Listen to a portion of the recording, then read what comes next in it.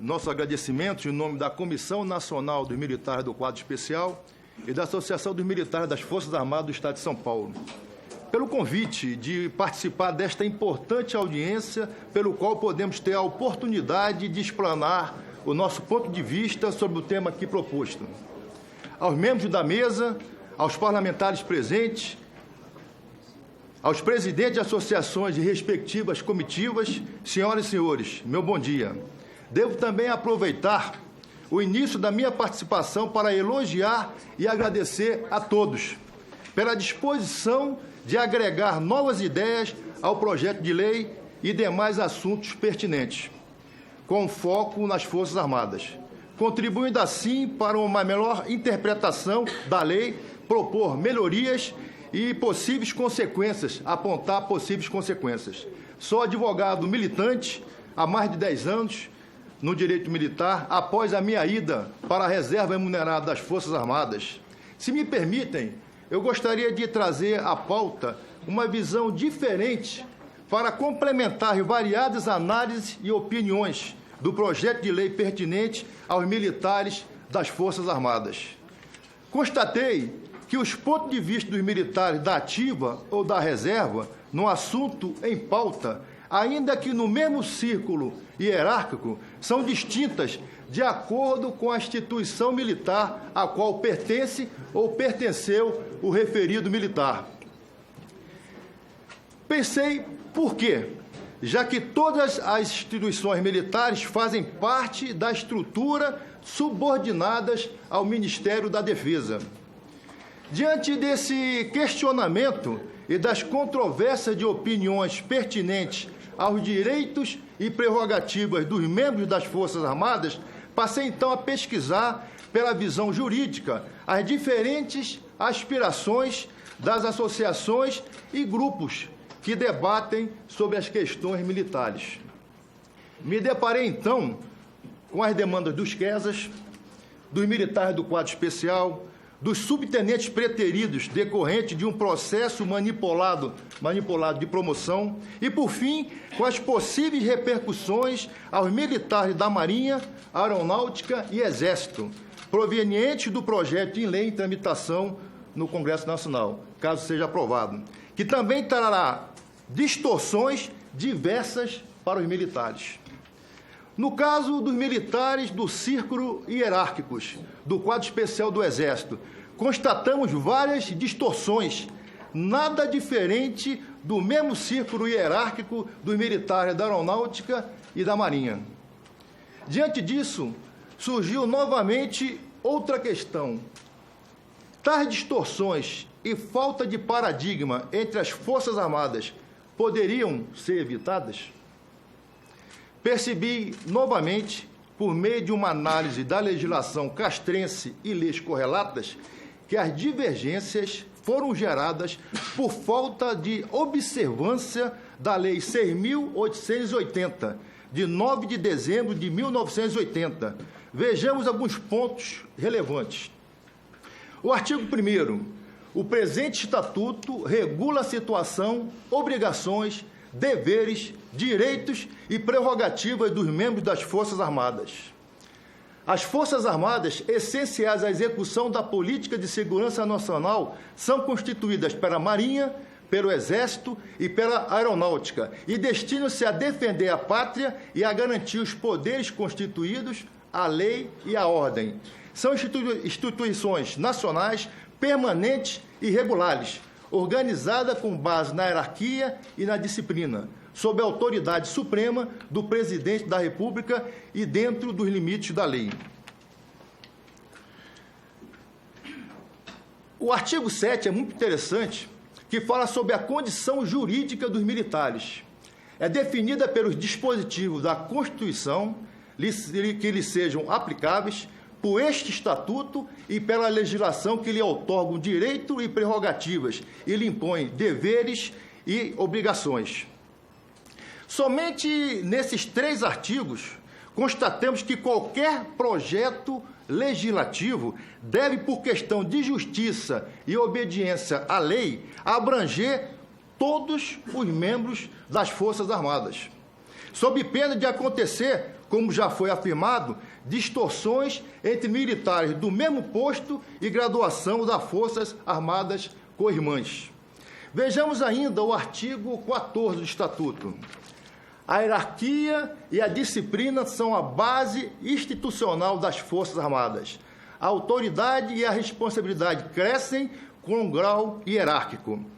Analisando esse artigo citado, afirmamos e lembramos que foram protocolados administrativamente uma infinidade de requerimentos, tratando sobre assuntos variados decorrente da falta de paradigmas de direitos e prerrogativas de militares do mesmo círculo hierárquico entre as instituições militares, como, por exemplo, as promoções de militares do quadro especial, o CAIS, distorções no percentual de adicional de habilitação e demais temas relevantes.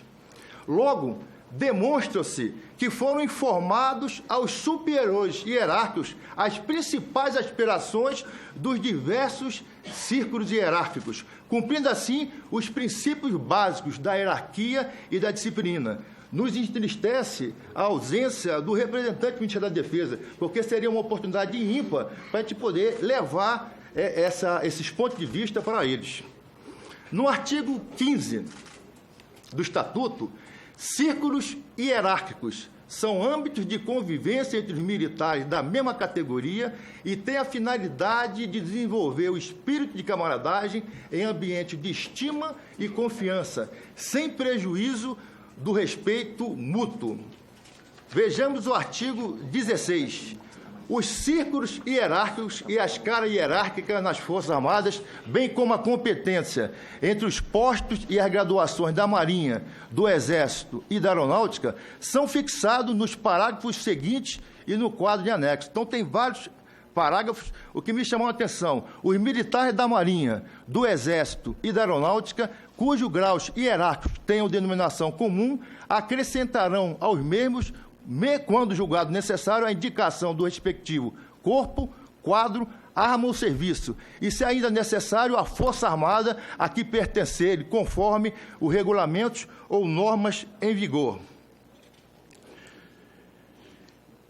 O que é que acontece? Existe, então, uma correspondência entre os postos e graduações das Forças Armadas. Está comprovado no Estatuto. Então, como explicar, então, a falta de oportunidades entre os militares nos direitos e prerrogativas dos postos e graduações entre as instituições e o esquecimento de alguns círculos hierárquicos?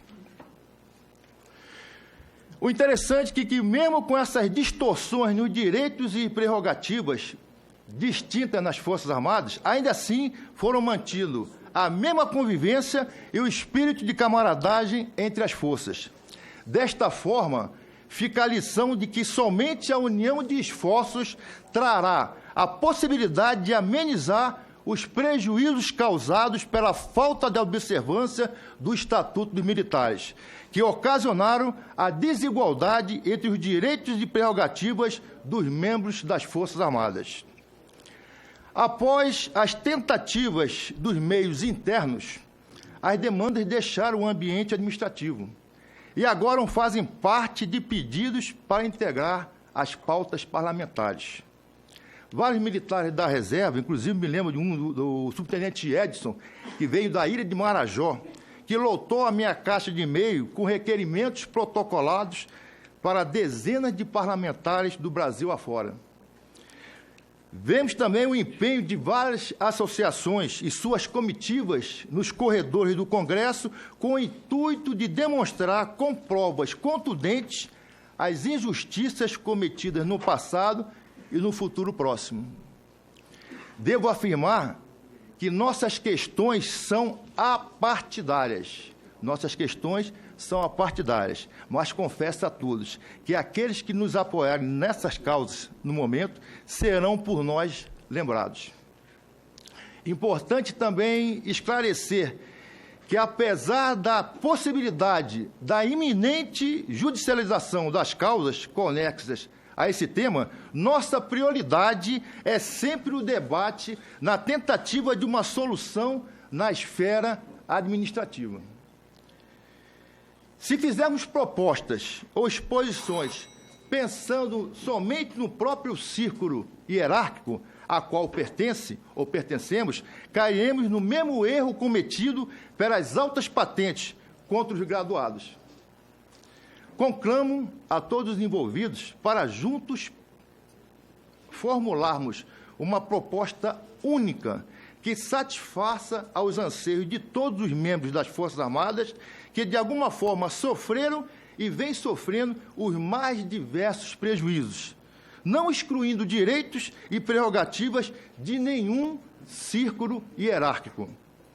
Para encerrar, convido os colegas militares presentes para juntos lembrarmos um juramento realizado no passado distante, mas jamais esquecido, reafirmando o nosso compromisso com o país e suas mudanças para um futuro melhor.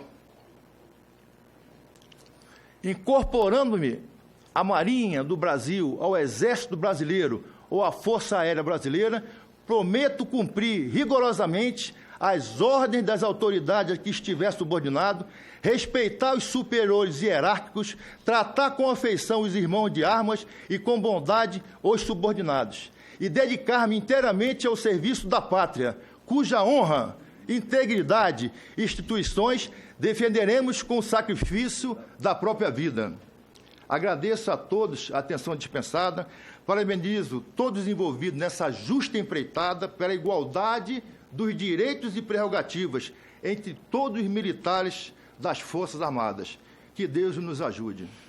Muito bem. Foi o advogado Cláudio Lino dos Santos Silva, especialista em direito militar e assessor jurídico da AMFAESP. Pelo ordem de inscrição, seria agora a senadora Zenaide Maia e, na sequência, o senador Estíbaliz Valentim. Bom dia a todos.